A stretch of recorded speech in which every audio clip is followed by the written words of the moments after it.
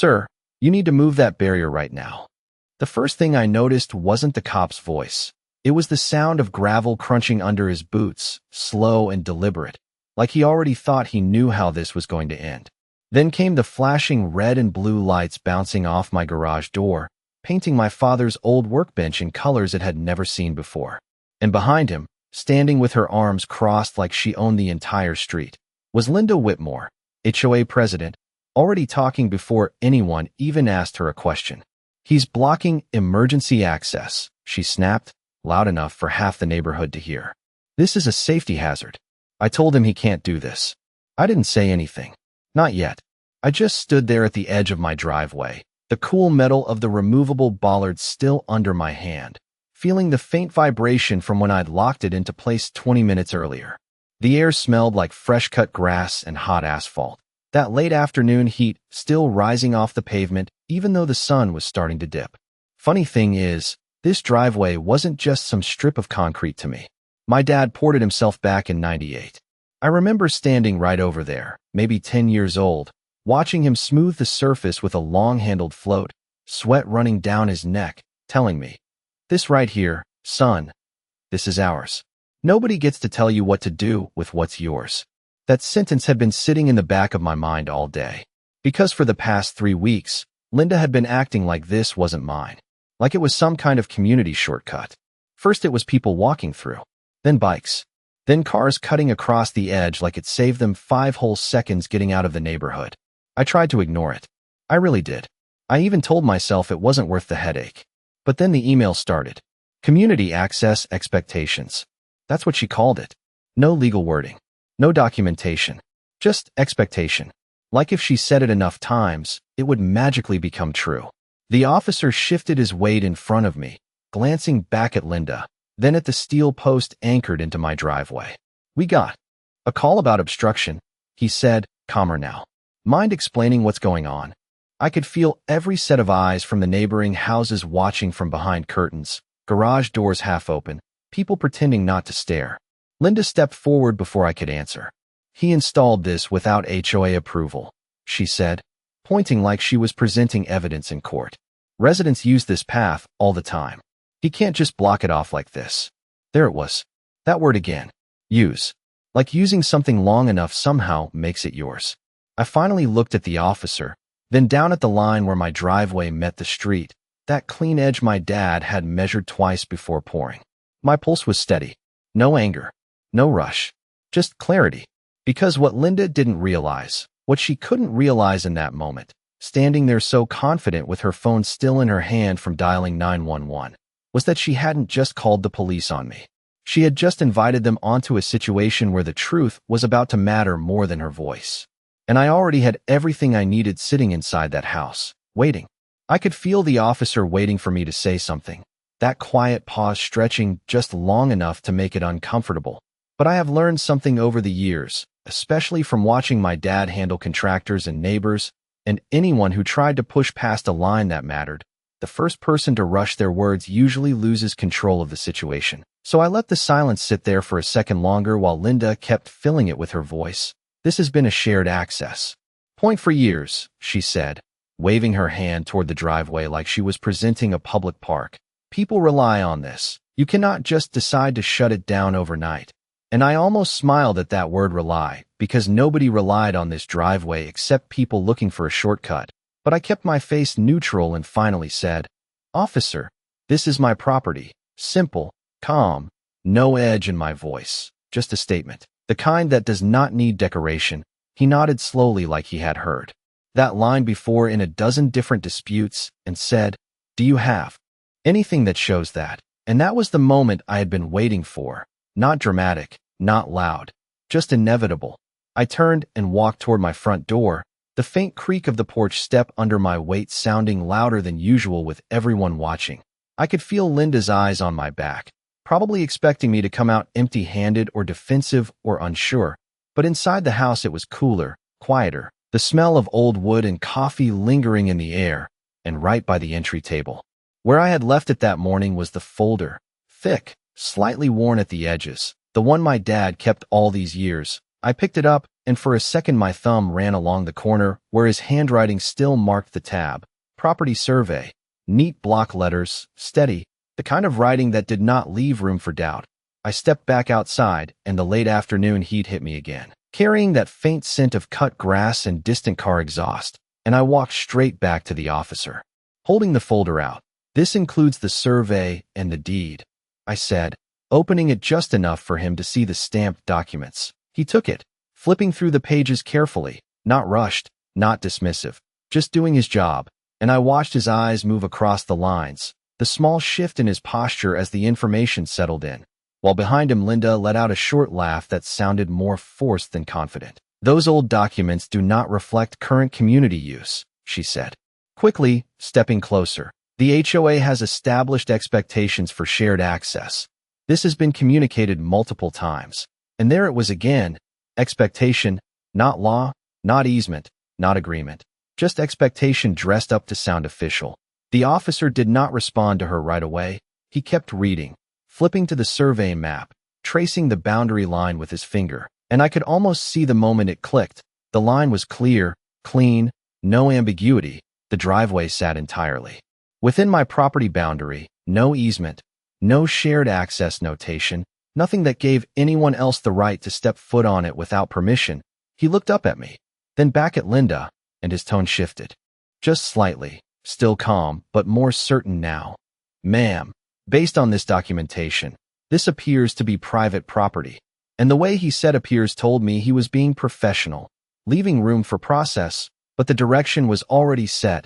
Linda's expression tightened, that confident smile thinning just enough to show the strain underneath. "That cannot be right," she said, shaking her head.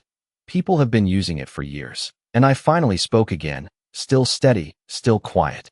"Using something does not make it theirs," I said, not looking at her, just keeping my eyes on the officer, because this was not about winning an argument. It was about letting the facts do their job. And for the first time since the sirens showed up, the energy in the air shifted, subtle but real, like a door had just closed on one version of the story and opened on another, one where volume and confidence did not matter nearly as much as what was actually written down.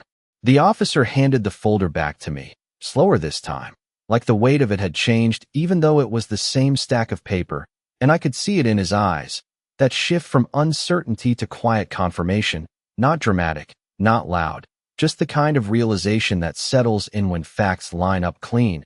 And he turned slightly toward Linda, not aggressive, just firm enough to draw a line. "Ma'am, if there is no recorded easement or shared access agreement, then this is private property, and the homeowner has the right to restrict access." And the way he said homeowner, like it actually meant something, cut through the noise that had been building all afternoon. But Linda was not done, not even close. She took a step forward, heels clicking against the pavement, sharp and fast, like she was trying to keep control of a situation that was slipping through her fingers. "That is not how this works," she said, her voice tightening. "The HOA governs this neighborhood. We have authority over shared infrastructure." And the word authority hung in the air like she expected it to carry weight all on its own. But the officer did not react the way she wanted. He glanced back at the driveway, then at the metal bollard, then back at her. "An HOA does not override property ownership unless there is a legal agreement in place," he said, still calm, still measured. And for a second, everything went quiet, not the peaceful kind of quiet, but that tense pause where people start recalculating. I could hear a lawn mower somewhere down the street, the distant hum cutting through the stillness, and I realized something in that moment. This was not just about the driveway anymore. This was about how far someone thought they could push before reality pushed back. Linda crossed her arms again, tighter this time, like she was holding herself together. "So you are saying anyone can just block access whenever they feel like it," she said, her tone sharper now, less polished, more exposed, and I finally looked at her directly, not angry, just steady. "I am saying this is my property," I replied, and I let the words sit there. No extra explanation, no argument, just the truth, because sometimes repeating the simple fact is stronger than adding more to it. The officer nodded slightly, then added, "If there is a dispute about property use, that is a civil matter, but based on what I see here, there is no immediate violation in placing a barrier on your own driveway." And that was the moment it became real.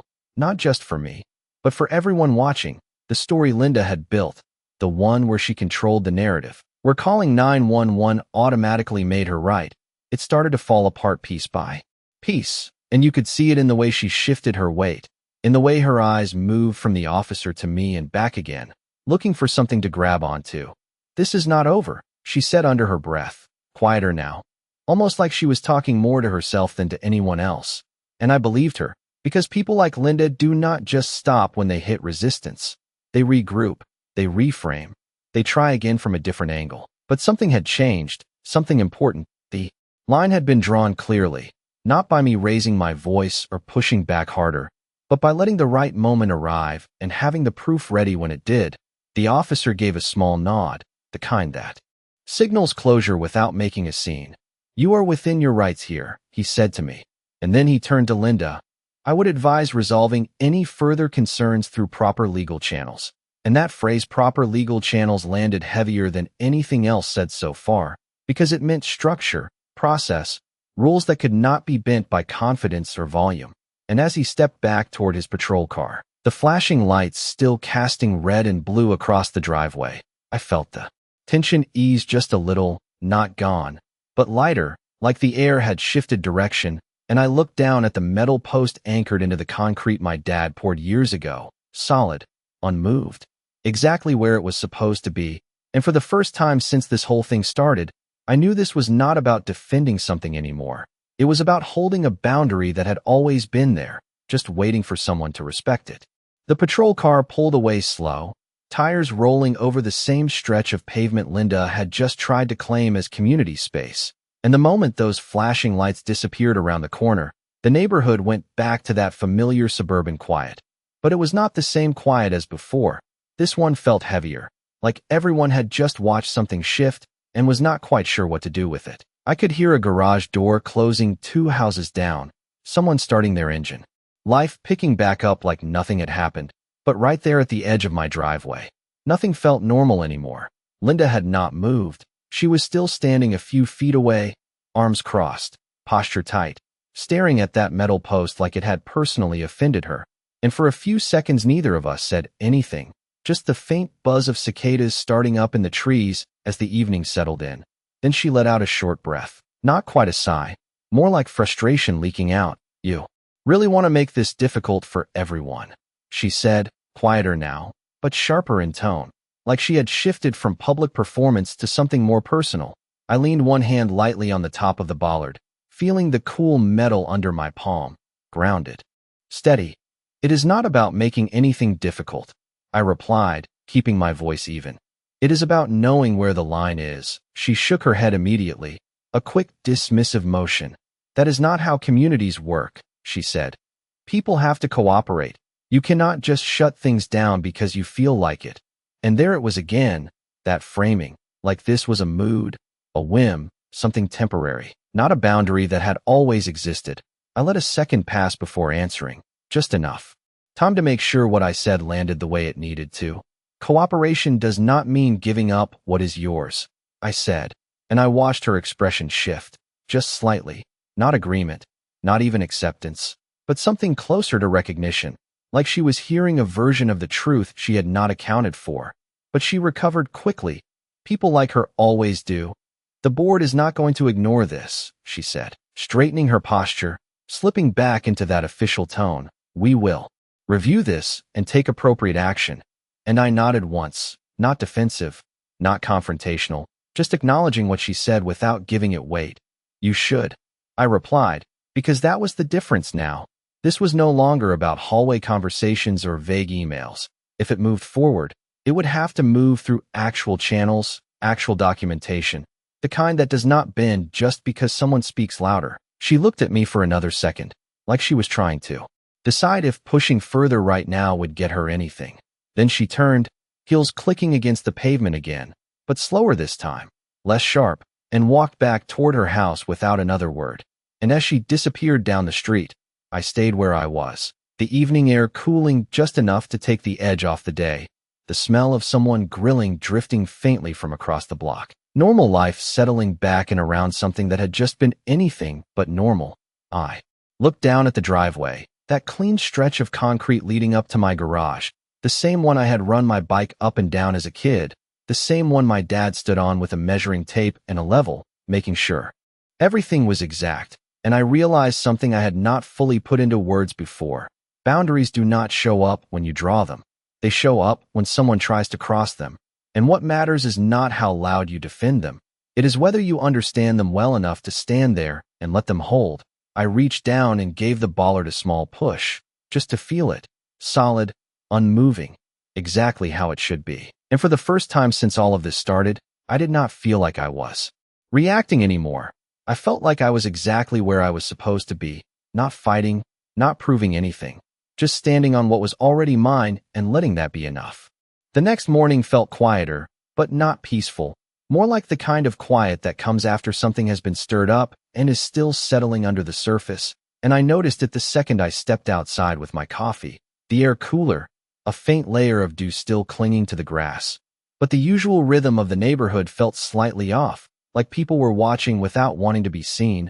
A curtain shifted across the street. A car slowed just a little too much as it passed my driveway, and there it was again, that metal bollard standing right where I left it, catching the early sunlight, solid and unapologetic. I took a sip of my coffee, the bitterness grounding me, and for a moment I just stood there, listening. Birds overhead, a distant garbage truck rumbling somewhere down the block, normal sounds, but layered over something new, something that had not been there before yesterday. And then I saw him, Mark from 2 houses down, walking his dog like he did every morning, leash loose in his hand, baseball cap pulled low, but this time he slowed when he reached the edge of my driveway, just slightly, enough to acknowledge it without making a scene. "Morning," he said, casual, but his eyes flicked down to the bollard, then back up to me. "Morning," I replied, matching his tone, and for a second he hesitated, like he was deciding whether to say what was actually on his mind. Then he let out a small breath. "She is not going to let this go, you know," he said, not accusatory, just matter of fact. I nodded once, because I already knew that. "Probably not," I said, and he gave a half smile, the kind people use when they are trying to stay neutral in something they do not want to get pulled into. "Well, you are not wrong," he added, almost quietly, then gave the leash a light tug and kept walking. And that stuck with me more than anything else, not the police, not the argument, but that simple acknowledgement. You are not wrong, because it meant people knew. They just did not say it out loud. Not until something forced it into the open. I finished my coffee and headed back inside. But before I even set the mug down, my phone buzzed against the counter, sharp, sudden, cutting through the quiet. I glanced at the screen, unknown number, local, and for a second I just let it ring, watching it, feeling that familiar instinct to ignore anything that smelled like more of the same. But something told me this was part of it, part of whatever came next, so I answered. "Hello," I said, keeping my voice neutral. There was a brief pause on the other end, then a voice, measured, professional. "Mr. Caldwell, this is Diane Harper from the Willowbrook HOA board. I believe you had an incident yesterday involving one of our members." And there it was, not Linda this time, not the same tone. This was different, more controlled, more careful. I leaned back slightly against the counter. "I had an interaction on my property, yes?" I said, choosing my words deliberately. There was a small pause, like she was noting that phrasing. "We would like to discuss the situation and review any concerns regarding property access and community guidelines," she continued. And I could almost hear the script in her voice, not hostile, but structured, designed to keep things within certain boundaries. "You are welcome to attend the board meeting this Thursday evening." I looked out the kitchen window toward the driveway, the same line of concrete stretching out under the morning light, and I thought about my dad again, about the way he handled things when someone tried to turn a simple boundary into something complicated. He never rushed, never reacted out of pressure. He just showed up prepared. "I will be there," I said, and I meant it, not because I needed to argue, not because I needed to prove anything, but because if this was moving into a room with rules and records and minutes taken down on paper, then that was exactly where it needed to go. "Thank you, Mr. Caldwell," she replied, and the call ended clean, no extra words, no tension, just the next step laid out clearly. I set the phone down and stood there for a moment, listening to the quiet hum of the house. And I realized this was no longer just a driveway situation. It was moving into something bigger, not louder, not messier, but more defined. And that was fine with me, because the clearer something becomes, the harder it is for it to be twisted into something it is not. And as I grabbed my keys and headed back out the door, the morning sun a little higher now, casting longer shadows across the pavement, I did not feel tense or defensive. I felt ready, not to fight, but to stand the same way. That driveway had stood all these years, unchanged, waiting for someone to recognize exactly what it was. Thursday evening came with that same low hum of tension I had felt building all week. Not loud, not dramatic, just steady, like something waiting to be decided. And as I pulled into the small parking lot by the clubhouse, the sun was already dropping behind the trees, casting long shadows across the neatly trimmed lawn that the HOA cared so much about. The building itself looked exactly like you would expect: clean siding, identical chairs lined up inside, fluorescent lights humming faintly. Through the windows, everything controlled, everything orderly. And I sat in my car for a second before stepping out, the engine ticking as it cooled, just taking a breath, not because I was nervous, but because I knew this was where things shifted from personal to official, from conversations on the street to something that would be written down, recorded, remembered. I grabbed the same folder from the passenger seat, the edges a little more worn now from being opened and closed, and walked toward the door, the faint murmur of voices growing clearer as I got closer. Inside, a handful of people were already seated, some I recognized, some I did not, all of them looking up in that subtle way people do when something they have heard about finally walks into the room. And there at the front table sat Diane Harper, composed, glasses low on her nose, papers neatly stacked in front of her, and next to her, Linda, posture straight, expression controlled but tight around the edges, like she had rehearsed how she was going to sit, how she was going to look. Diane gave me a small nod as I walked in, professional, neutral. "Mr. Caldwell, thank you for coming," she said, and I returned the nod, taking a seat near the end of the table, not front and center, not hidden, just present. The room settled into a quiet that felt different from the one outside my house. This one had structure to it, expectation. Diane adjusted her papers slightly, then began. "We are here to discuss a concern raised regarding property access and recent actions taken involving a driveway within the community." Her voice was steady, practiced, the kind of tone that keeps things from escalating. And for a moment I just listened, letting her set the frame, because how something is framed matters just as much as what actually happened. She continued, outlining the situation without leaning one way or the other, mentioning the call to law enforcement, the claim of obstructed access, the question of property rights. And when she finished, she looked toward Linda, giving her the floor. Linda leaned forward slightly, hands clasped on the table, voice calm but carrying that familiar edge underneath. "This is not just about one driveway," she said. "This is about maintaining the flow and accessibility of our neighborhood. Residents have come to rely on certain paths, and when those are suddenly restricted, it creates disruption." I watched her as she spoke, the confidence returning now that she was back in a structured environment, a room where language could be shaped, where things could sound official even if they were not grounded the same way. She finished and leaned back, and Diane turned to me. "Mr. Caldwell, would you like to respond?" And this was the moment, not for volume, not for argument, but for clarity. I placed the folder on the table and opened it slowly, the soft sound of paper shifting filling the brief silence. "I understand the concern about disruption," I said, keeping my voice even. "But there is a difference between inconvenience and entitlement."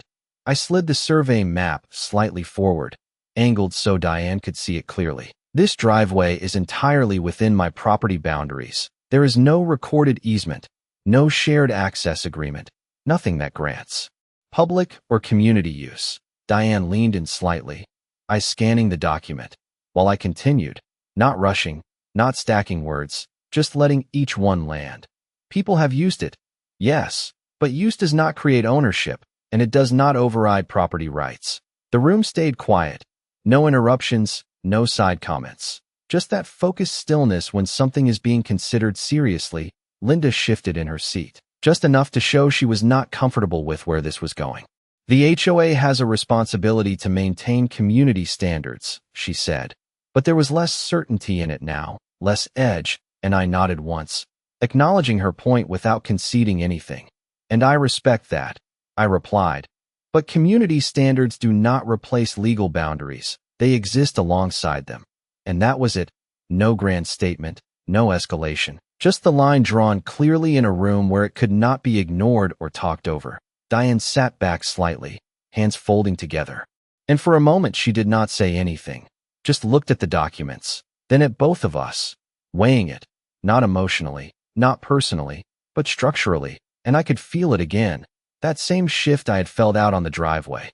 Only this time it was happening in a room where decisions carried forward, where words turned into records, and where the truth, once placed on the table, had a way of staying there no matter how anyone felt about it. The room stayed quiet a second longer than usual after I finished speaking, not awkward, not tense, just deliberate, like everyone there understood that what had just been said was not something you could easily push aside. And Diane leaned back, slightly in her chair, fingers interlaced, eyes moving from the survey in front of her to Linda, then back to me, weighing not just the words, but the structure behind them. All right, she said finally, her tone calm but more grounded now. Let us clarify a few things so we are all working from the same understanding. She picked up the survey map, holding it just high enough to reference it without making a show of it.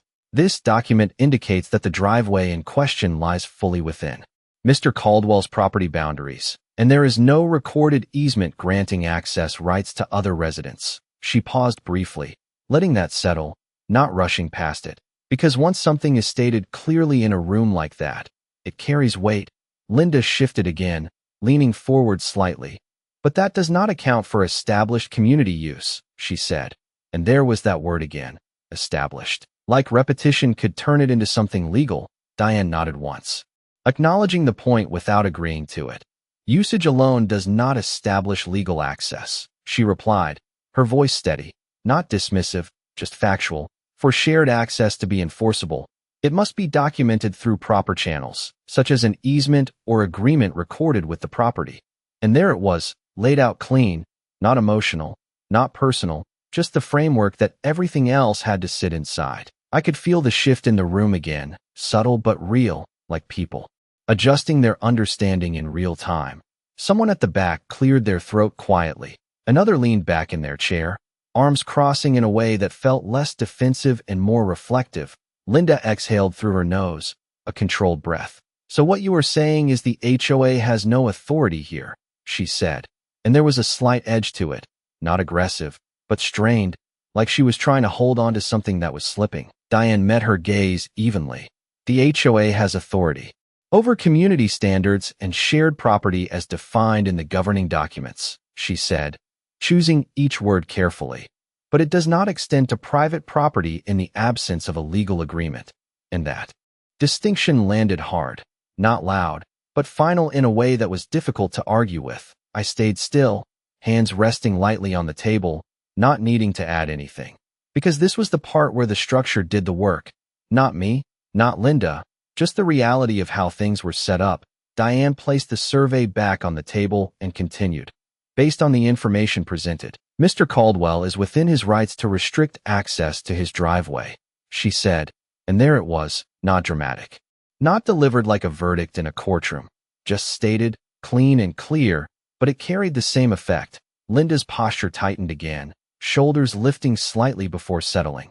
This creates a problem for the neighborhood, she said, and for the first time there was less certainty in her tone, more concern, more reality creeping in, and I understood that, because from her perspective, this was not just about control. It was about maintaining a system she believed in, even if she had pushed it too far. I looked at her for a moment, then spoke, not to counter her, but to reframe what had been sitting under all of this. It only becomes a problem if we ignore where the boundaries are, I said, keeping my voice level.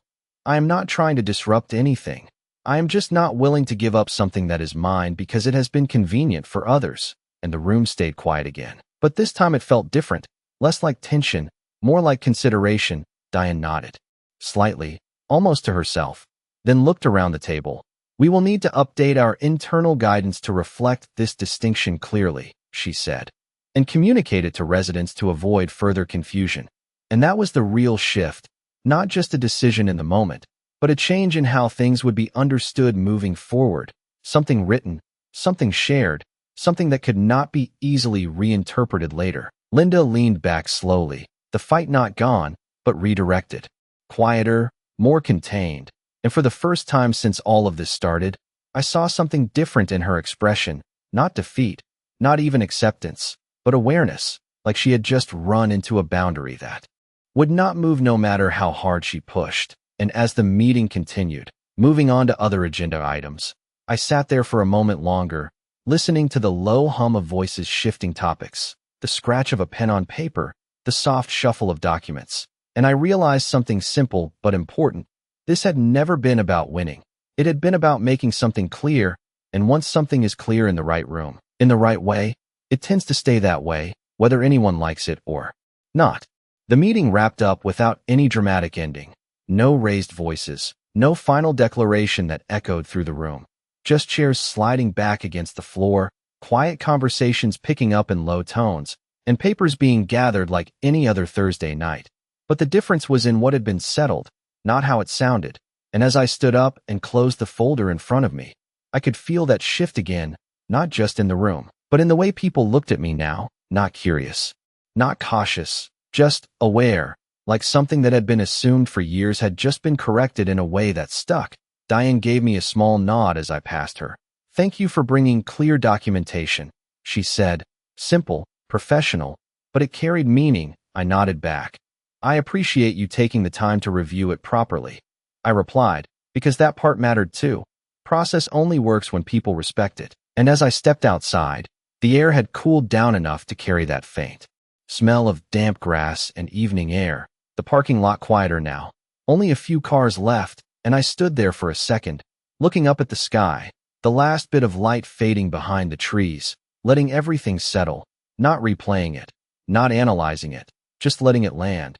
Because sometimes the most important part is not the moment itself. It is what stays after. I walked back to my car, unlocked it, but before I got in, I heard footsteps behind me, light, measured. I turned slightly and saw Linda approaching, not fast, not confrontational, just direct, and that alone was different.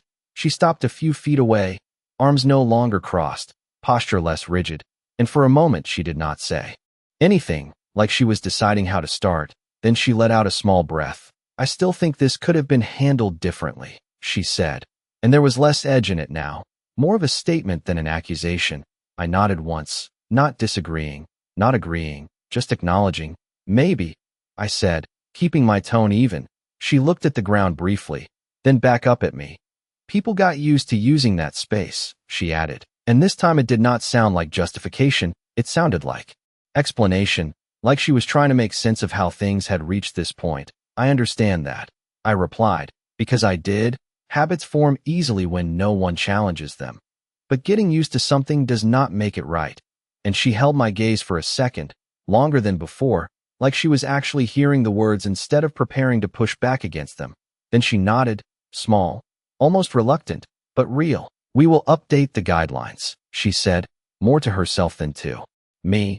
"Make it clear what is private and what is not." And there it was, not an apology, not a concession, but something more useful, a change in how things would be handled moving forward. I gave a slight nod in return. "That would help," I said, because it would, not just for me, but for everyone who lived there. She exhaled quietly, then stepped back, giving a small, almost automatic smile that did not carry the same weight as before, and turned to walk back toward the building. And as she did, I noticed something I had not seen before. Not weakness, not defeat, just a shift, like the certainty she carried had been replaced with something more measured, something that had to account for reality instead of just expectation. I got into my car and closed the door, the interior quiet wrapping around me, the faint scent of leather and dust familiar, steady, and I sat there for a second before starting the engine, hands resting lightly on the wheel, and I realized something simple. Nothing about this had required me to be louder, or sharper, or more aggressive. It had only required me to be clear, and to stay that way long enough for the truth to catch up with the situation.